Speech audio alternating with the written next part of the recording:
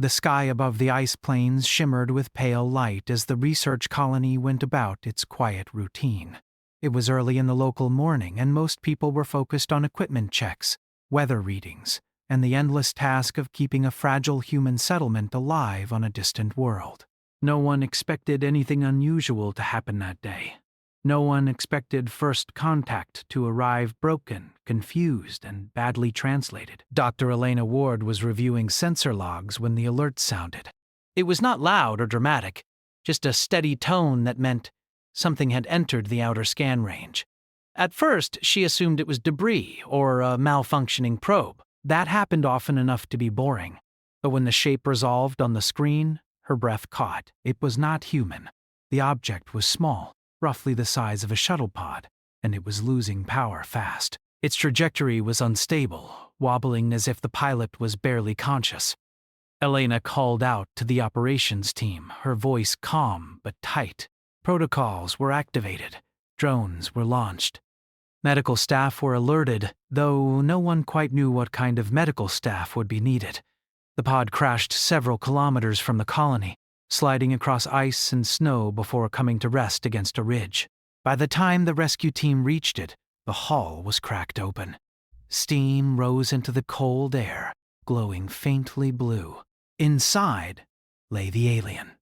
It was tall, even while lying down, with a body built for strength rather than comfort.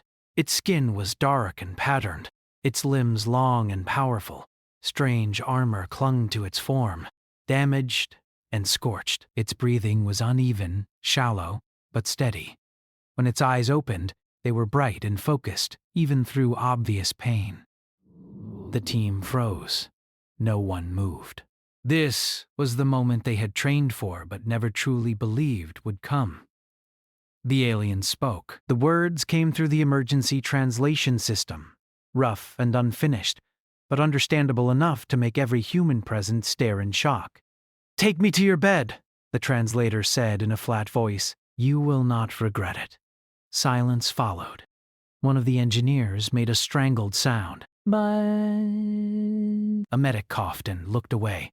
Elena felt her face heat, even as her mind raced to make sense of what she had heard.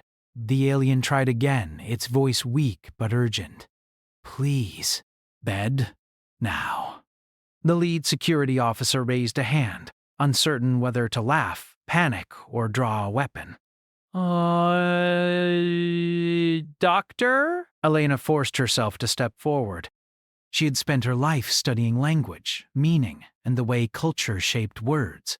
This was not what she expected, but it was exactly why she was here. She raised her hands slowly, keeping her movements calm. "We're going to help you," she said, speaking clearly. "But we need to understand what you mean." The alien's eyes fixed on her, sharp despite the pain. It seemed confused by the reaction around it. "Bed," it repeated, struggling to lift one arm before letting it fall. "Place of rest, place of binding trust. Do not delay." Elena felt a chill that had nothing to do with the cold air. The translation was literal too literal. She glanced at her tablet and began adjusting the settings, opening deeper cultural parsing layers. The system struggled, pulling from fragments of intercepted signals and incomplete data. "Bed," Elena murmured to herself. "Rest, trust, ask." She looked back at the alien. "You mean a place where you can recover?" "Where you are safe." The alien's eyes widened slightly. It nodded once, sharply. "Yes, your bed."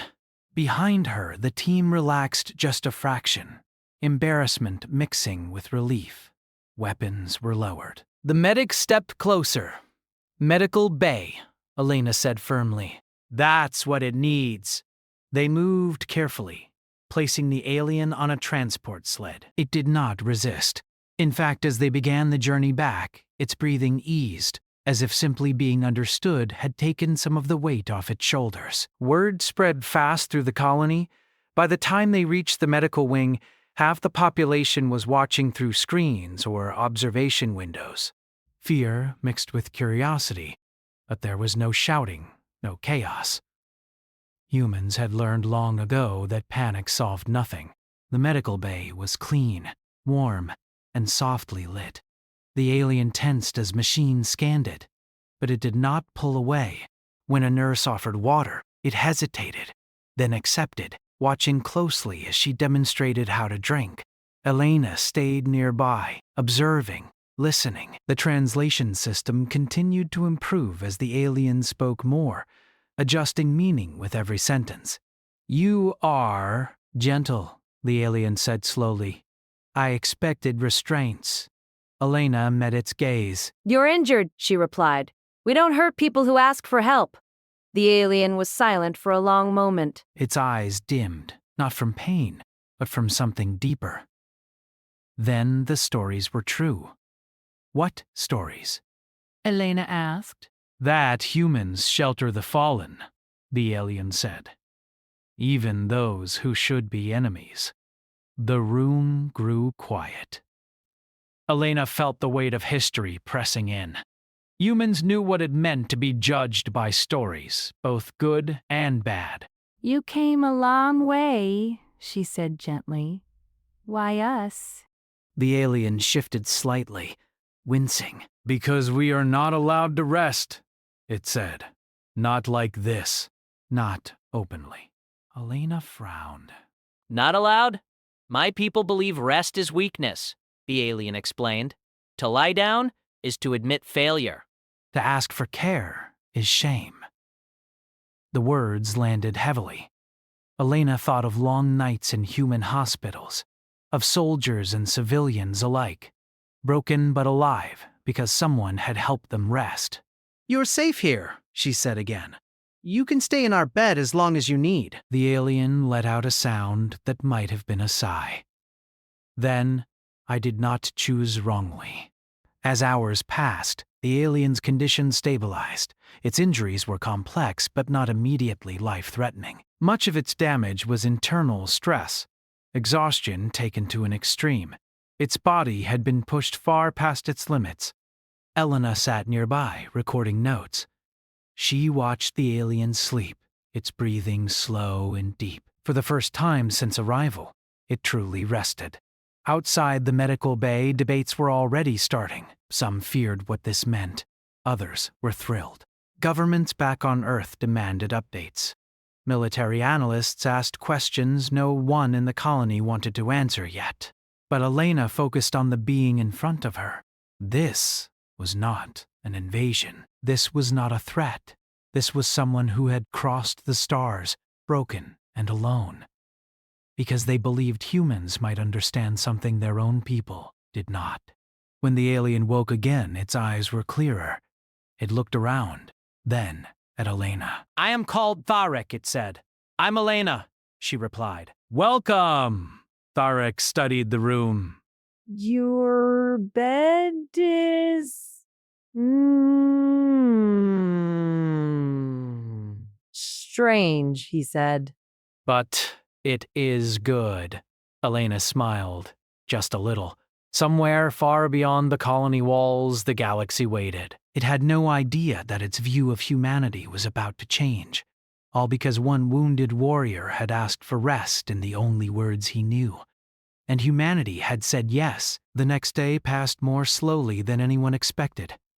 The colony did not stop functioning, but everything felt different, as if the air itself had gained weight. People worked, ate, and spoke in softer voices, always aware that behind the sealed doors of the medical bay, an alien warrior slept in a human bed. Elena remained close. She trusted the medical team, but she knew language was still the weakest link. Every word Tharek spoke added new data to the translation system, yet meaning was not just about words. It was about intention, culture, and fear.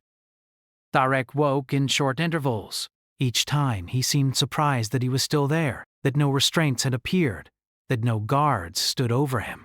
When a nurse adjusted the lights to make the room gentler on his eyes, he stared as if witnessing a miracle. "You watch over me," he said slowly. "Yes," Elena replied. "That's our job. In my people's care halls, Tharek said. The wounded are watched so they do not shame themselves. Elena paused. How would they do that? By asking for more, Tharek answered. By admitting pain. Elena did not respond right away. She chose her words carefully. Here, pain is not shameful. It's information. It tells us what needs help. Tharek considered this. His fingers flexed slightly, testing strength that was still not there. Your species treats weakness as a signal, not a failure. That's one way to put it, Elena said. News of the aliens' recovery reached Earth quickly. Messages came in waves, some full of excitement, others heavy with worry. Was this a scout? A trick? A test? The colony director asked Elena to prepare a report explaining Tharek's words, especially the strange phrase that had already become a running joke among nervous technicians. Elena did not laugh. Instead, she reviewed the recordings again and again. Each time Tharek used words related to rest, trust, and closeness, the system translated them into human terms that felt too personal, too intimate. But, in Tharek's language, those ideas were tightly connected. Trust was physical. Safety was shared space. To lie down near another was to place one's life in their care. No wonder he had chosen his words so carefully. No wonder he had been desperate. When Tharek was strong enough to sit up, Elena asked permission to speak with him longer. He agreed, though his posture was stiff, unused to conversation without formal structure. You said you chose humans, Elena began. That you came here on purpose. Yes, Tharek said. Your kind is known. Elena raised an eyebrow. Known how? Tharek looked at her, studying her face, her tone, the way she did not hide her curiosity. You fall often? He said. Elena smiled faintly. That's true. And you rise together. Tharek continued. Not as one body, but many hands. Elena felt something tighten in her chest. That's mostly true. In my people's records, Tharek said, humans are chaotic. You disagree loudly. You fail publicly. But when one of you breaks, others gather. Elena thought of disasters, of rescue teams, of strangers holding hands in the dark. We're not perfect, she said. Tharek made a low sound that might have been amusement. Perfection is not what we seek when we are dying.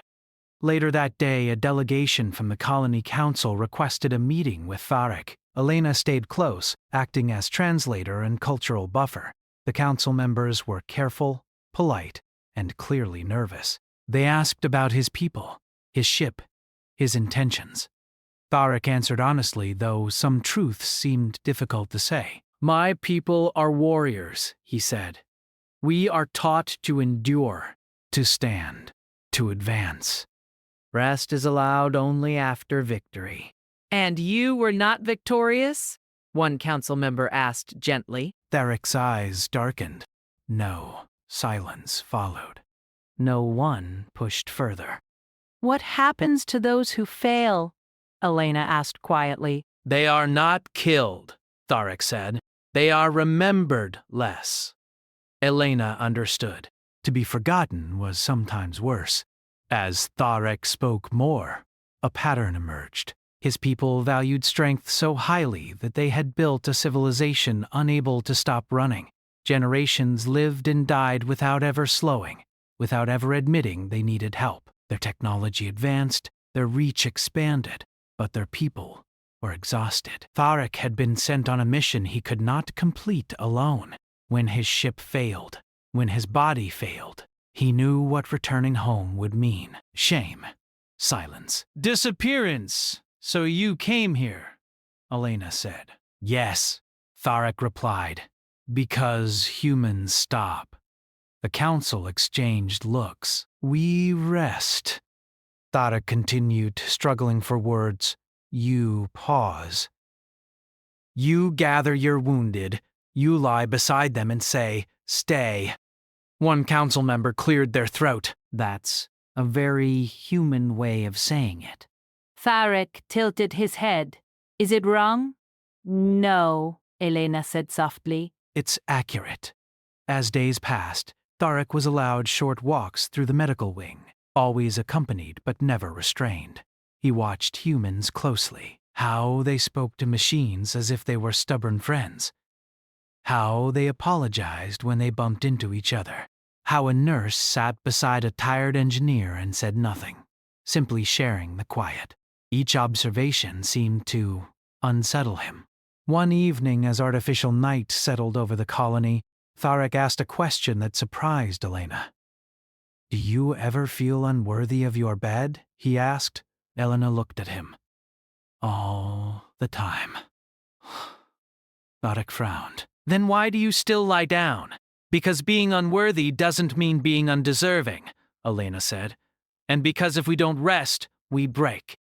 Tharek absorbed this slowly. My people break while standing. That night, messages arrived from beyond human space, faint signals, carefully worded, asking about the wounded warrior. Other species were watching, some with concern, some with curiosity, some with fear. Humans had not announced anything officially. They had simply helped someone who asked. Tharek sensed the tension. "You risk much for me," he said. Elena shook her head. "We're doing what we do. And if my people come?" Tharek asked. If they demand me back? Elena met his gaze steadily. Then we'll talk. Not fight? Tharek asked. "Not first," Elena replied. Tharek let out a slow breath. "That is why you frighten the galaxy." Elena laughed softly. "We do? You refuse to play the expected role," Tharek said. "You do not dominate. You do not submit. You persist." In the quiet that followed, something shifted. Not just in the room, but in the story being written far beyond it. Tharek was no longer just a patient. He was a witness. And humanity, by offering a bed instead of a cage, was teaching the galaxy a lesson it had never learned to ask for. The third week after Tharek's arrival began with a problem no one had planned for. His body was healing, but his mind was restless. The medical scans showed steady improvement, yet he slept less. When he did rest, he woke suddenly, alert and tense, as if expecting punishment for lying down too long. Elena noticed first. She watched the way Tharek sat upright even when his muscles shook with fatigue. How he tried to stand during conversations, even when the doctors clearly told him not to. How he apologized every time someone brought him food, water, or data. "You don't have to thank us each time," Elena said gently one morning. "I must," Tharek replied. "Receiving without earning creates imbalance," Elena sighed softly. "We don't see it that way." "And it troubles me." Instead of pressing him, Elena asked him to talk, not about missions or politics, but about his people. About how they lived when no one was watching. Tharek hesitated, then began. His species lived in massive structures built upward, not outward.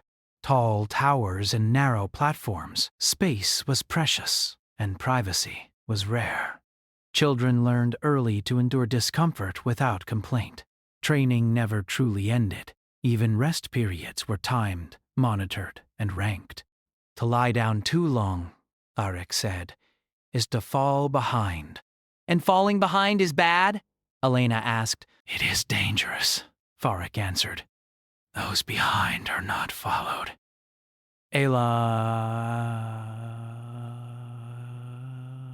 Ella understood more than she liked. Humans had lived that way once. Some still did. As Tharek spoke, Elena recorded carefully. Not for Earth governments, not for analysts, but for understanding. This was not a violent culture. It was a tired one. The Colony Council noticed the same pattern. There was no aggression in Tharek, no hidden threat. Instead, there was fear. Not of humans, but of returning home, unchanged. During a private meeting, Tharek finally said what he had been circling around for days. "If I return now," he said, "I will be restored in body but broken in name. Elena looked at him. Because you accepted help? Yes, Tharek said simply. Because I rested. Elena leaned back in her chair. On Earth, resting after injury is considered responsible. Tharek gave a small, bitter sound. Then your people are wiser than they know. That same day, a message arrived from beyond human space, not hostile, not friendly, curious. It was from a coalition of non-human observers, asking about Tharek's condition. They had heard rumors, strange ones, that a warrior had asked humans for a bed and had not been punished for it, that he had not been displayed or studied like an object. The council debated how much to share. In the end, they chose honesty. They replied that Tarek was recovering, that he was safe, that he was being treated as a person. The reply took hours to come back. It contained only one sentence. This is not how strength is usually measured. When Elena showed the message to Tharek, he was quiet for a long time. They are afraid, he said finally. Of you? Elena asked. Of you, Tharek corrected. If strength can include rest, then much of what they built is wrong. Tharek's recovery reached a point where doctors suggested controlled exposure to the colony outside the medical wing. Not as a test, but as a choice. When Elena explained this, Tharek looked uncertain. What if I fail? Elena smiled. Then we stop. That answer confused him more than any medical scan. The walk was slow. Humans passed them in the halls, some staring openly, others pretending not to. No one bowed, no one challenged him. A child waved. Tharek froze, unsure what to do, until Elena waved back for him. The child laughed and ran off. That one was not afraid. Tharek said, No, Elena replied. Kids usually aren't. They reached a common area where people rested between shifts. Some sat quietly. Others talked. A few lay stretched out, eyes closed, not sleeping, just breathing. Tharek stared. They are not wounded, he said. No, Elena answered. They're tired. He lowered himself slowly onto a bench, muscles trembling. No alarms sounded. No one corrected him. For the first time, Tharek rested in public. The moment felt small, but Elena sensed its weight. Somewhere deep inside Tharek, something old was cracking. That night, Tharek asked to speak to the colony council again, not to answer questions, but to ask one. Why do you help without advantage? He asked. The director considered carefully. Helping is the advantage, she said. It builds a future where we're not alone. Tharek absorbed this. By people build futures where no one slows. Those futures collapse, Elena said quietly. Tharek did not argue. Instead, he asked for access to human historical records. Not wars or conquests, but recoveries. Plagues survived, cities rebuilt. Systems reformed after failure. He studied how humans named their darkest times and spoke about them openly. How mistakes became lessons instead of stains. This would be forbidden knowledge among my people, Tharek said one evening. To admit failure in record. And yet you're still here, Elena replied. Learning from ours. A new message arrived soon after. This one was from Tharek's people. It was formal, cold, and careful. They acknowledged his survival. They asked for his status. They reminded him of his duty. Tharek read it twice, then handed it back to Elena. They want me returned unchanged, he said. And what do you want? Elena asked. Tharek struggled. His whole life had been shaped around obedience, endurance, silence.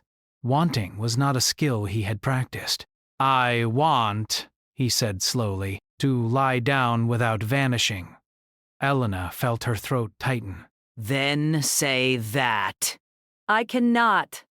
Tharek replied, not alone. The colony council made a choice that would echo far beyond their small settlement. They offered Tharek a platform, not a stage, not a weapon, a conversation.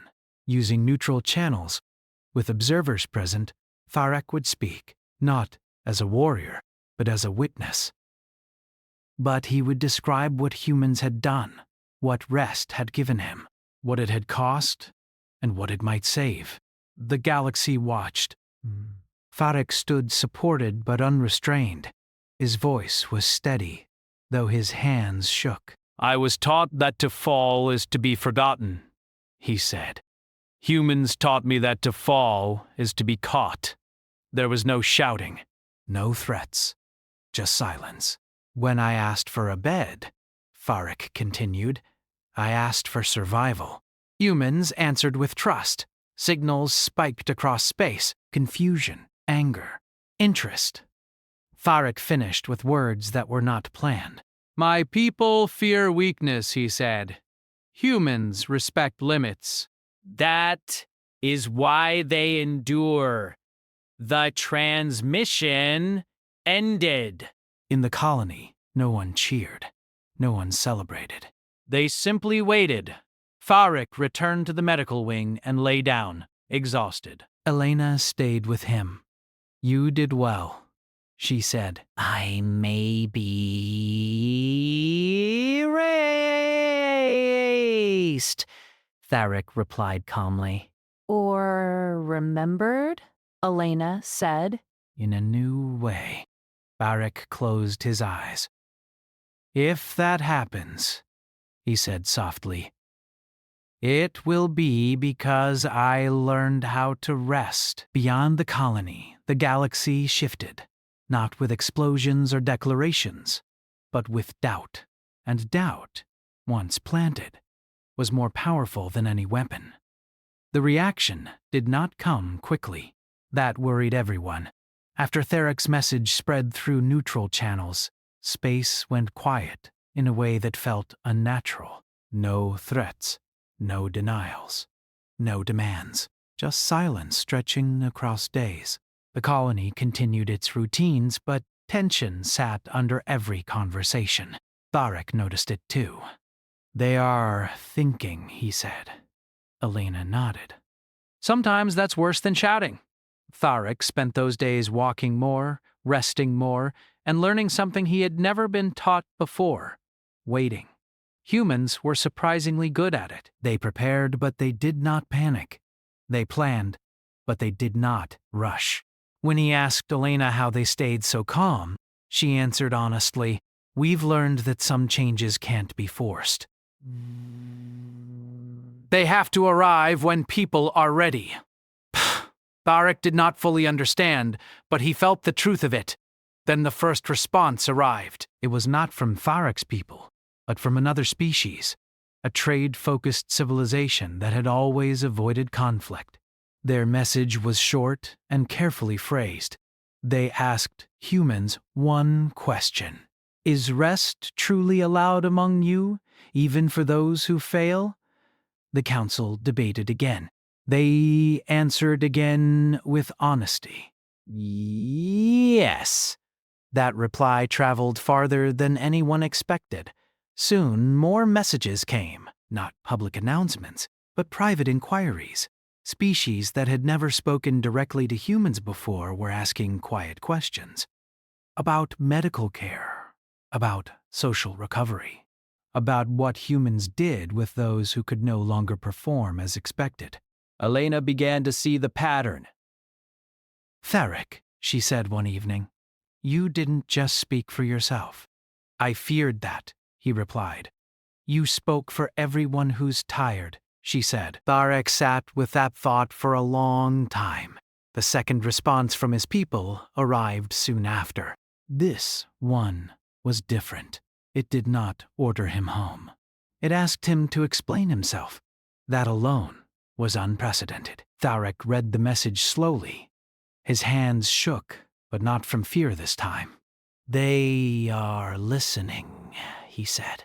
Yes, Elena. That's the dangerous part. The council allowed Tharek to respond, but they did not help him write the message. This had to be his voice. He asked for time. Then he did something no warrior of his people had ever done. He rested before answering. When he finally spoke, his message was not long. He did not accuse. He did not demand change. He described his body failing, his fear, his shame, and how humans had treated him not as a broken tool, but as a being worth care. "I did not lose strength," he said. I discovered where it ends. The response took longer this time. While waiting, humans began doing something else. They shared. Not propaganda, not speeches, stories. They opened archives, documentaries, medical journals, personal accounts. Humans showed the galaxy their scars, their mistakes, their collapses and recoveries. They showed how cities had fallen and been rebuilt, how systems had been broken and redesigned, how rest had saved lives, how asking for help had prevented worse disasters. Some species reacted with disbelief, others with discomfort. A few reacted with relief. One species sent a message that made Elena stop reading halfway through. "They sound like us," the message said, before we stopped sleeping. The colony became a quiet hub, Not of power, but of conversation. Humans listened more than they spoke. They answered questions. They admitted uncertainty. Tharek watched all of it. You are changing the galaxy without force, he said. Elena smiled faintly. "We've had practice changing ourselves."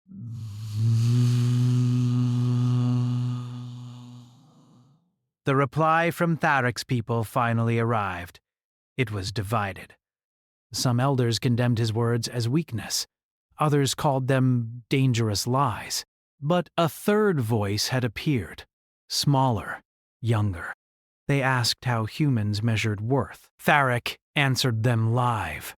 "Humans do not measure worth by endurance alone," he said. "They measure it by connection." There was no immediate reply, but something shifted. Soon after, a ship appeared at the edge of the system, not armed, not hiding, broadcasting peaceful intent. It was not a warship. It was a medical vessel. Tharek stared at the display, stunned. "They sent healers," he whispered. The council hesitated. Caution was still necessary. But when communication opened, the message was clear. They wished to observe, not to take Tharek by force, not to reclaim him, to learn. The ship docked under strict agreements. The visitors moved carefully, clearly uncomfortable outside their rigid hierarchy. They watched human doctors speak gently to patients. They saw humans take breaks during work. They saw leaders admit uncertainty. Most shocking of all, they saw Tharek lying down openly, speaking without fear. One of the visitors asked Elena a question that caught her off guard. "If rest is allowed," the alien said, "how do you stop collapse?" Elena thought carefully. By knowing when to stop pushing. The visitor tilted its head. That seems inefficient? Elena smiled. It is. In the short term, that answer followed them home. Across known space, debates began. Not wars, arguments, philosophical ones, cultural ones, quiet ones held late in cycles when no one was watching. The idea that strength could include stopping was spreading. Tharek became something unexpected, not a symbol of rebellion, a proof of concept. He was stronger now than when he arrived, but more importantly, he was present, calm, whole. He spoke openly about his fear of returning home, and humans did not shame him for it. "Whatever happens," Elena told him, "you've already changed things." Tharek looked at the stars beyond the colony walls. "I only wanted a bed. And you gave the galaxy permission to rest," Elena said. Not everyone welcomed the change. Some species doubled down on endurance. They mocked humans as soft. They dismissed the idea as weakness disguised as kindness. Humans did not argue. They waited. Time did what force could not. Reports began to surface. Systems built on constant strain started failing. Populations burned out. Leaders collapsed, and quietly, some reached out to humans. "How do you recover?" they asked. Humans answered the same way every time. Together. The visitors from Tharic's people returned home with recordings, data, and something harder to measure. Doubt. Months later, a final message arrived. Tharic's people had changed one law. Just one. Rest after failure would no longer erase a name. Tharic read the message twice. Then he sat down heavily. "I am remembered," he said. Elena sat beside him. "You always were." He shook his head. Not like this. The galaxy did not transform overnight.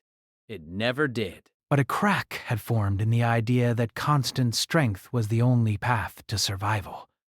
And cracks, once made, only grow. Tharic lay down that night without fear. Far beyond the colony, civilizations watched humans with new eyes, not as conquerors, not as warriors, but as the species that taught the stars how to rest without disappearing. The change did not arrive with celebration. There were no grand announcements, no flags raised across the colony.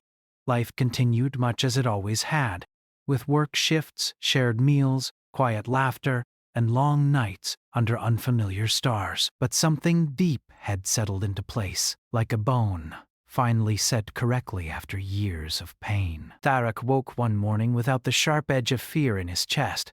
It surprised him so much that he lay still for several minutes, testing the feeling. His room was quiet. The light was soft. No alarms sounded to demand movement. No voice ranked his worth by how quickly he rose. He stayed where he was. For Tharic, that choice still felt powerful. Elena arrived later with 2 cups of tea. She no longer asked permission to enter. Tharic no longer flinched when she did. "You're thinking loudly again," she said, handing him a cup. I am deciding, Tharic replied. Elena sat. "About going home?" "Yes," he said. "And about staying?" That question had hovered between them for weeks. Tharic's people had changed one law, but culture never shifted as fast as words on a record. There would be resistance. There would be whispers. There would be those who believed Tharic had damaged something sacred. Humans had not pushed him either way. You don't owe us anything, Elena said, as if reading his thoughts. Not even a decision. Tharic studied her face. Your kind says that often. And we mean it, she replied. Tharic looked down at his hands.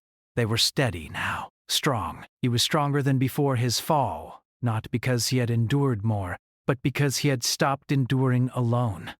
"I will return," he said finally, "but not as I was sent." Elena nodded. That's usually how it goes. Before his departure, the colony held a small gathering, not a ceremony, just people sharing food and stories. Tharic sat among them, listening more than speaking. No one treated him as fragile. No one treated him as a hero. He was simply present. A message arrived during the gathering. This one was not official. It came from a young member of Tarik's species, someone he had never met. "I heard your voice," the message said. "I rested today." I did not disappear. Tharic closed his eyes. The ship that would take him home was different from the one that had brought him broken to human space. It was slower, more stable, designed for comfort as much as function. That alone spoke volumes. As Tharic boarded, Elena walked with him to the airlock. "You know," she said, "we never did ask if you regretted it." "Regretted what?" Tharic asked. "Asking for a bed." Tharic looked back at the colony one last time, at the place where he had fallen and been caught. No, he said. It was the bravest thing I ever did. The ship departed quietly. Humans watched until it was gone, then returned to their lives. That was how they honored moments that mattered. by letting them become part of the flow instead of freezing them in place. Months passed. The galaxy continued to change, not dramatically, but steadily. A new term appeared in shared translations, borrowed directly from human languages. It had no exact equivalent elsewhere. Recovery. Civilizations began building spaces not just for work, but for pause. Medical ships traveled farther than fleets ever had. Leaders stepped down temporarily instead of collapsing permanently. Some still mocked humans. Some always would. Humans did not mind. They were used to being misunderstood until proven right. Elena received updates from Tharik now and then. His messages were thoughtful, careful, and sometimes uncertain. He spoke of difficult conversations, of elders who struggled, of younger ones who listened. One message stood out. "We have built our first public rest hall," Tharik wrote. "No ranks, no records, just space to lie down. Some call it dangerous." Elena smiled when she read that. On Earth, debates flared as well. Not everyone was comfortable with humanity's growing influence. Some wanted more control, more authority, more recognition, but most people saw the pattern. Humanity was not being feared because of its weapons. Humanity was being trusted because it did not need them. Years later, a summit was held in neutral space, not to sign treaties or divide resources, but to share practices. How different species handled failure. How they healed. How they healed. Humans were invited not as leaders, but as examples. Elena attended, older now, a little slower but just as observant. Tharik was there too. He walked beside her, openly. "You look rested," Elena said. "So do you," Tharik replied. During the summit, one delegate asked the question that had been circling for years. "Why do humans do this?" they asked. "Why offer care so freely?" Elena answered simply. "Because we learn the hard way what happens when we don't." Tharik added his voice. "And because they taught us that survival is not about standing forever, it is about knowing when to lie down together." The words spread. Stories always did. Long after the summit ended, long after the colony expanded into a thriving hub of quiet cooperation, the phrase that had started it all became legend. "Take me to your bed." It was no longer translated poorly. Every culture understood its meaning now. It did not mean intimacy, it meant trust. It meant safety. It meant the courage to admit, "I cannot do this alone." And across the stars, when systems strained and people faltered, when pride threatened to erase lives, someone would remember humanity, not for its strength, but for the simple, radical idea that rest could save a civilization, and that you would never regret offering it.